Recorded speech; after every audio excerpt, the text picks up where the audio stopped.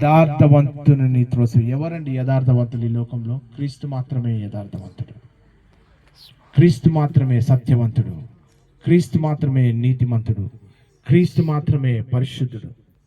ఆయనను పోలి మనం ఎప్పుడైతే జీవిస్తామో అప్పుడు మాత్రమే దేవుని కార్యాలు మనం చూడగలుగుతాం.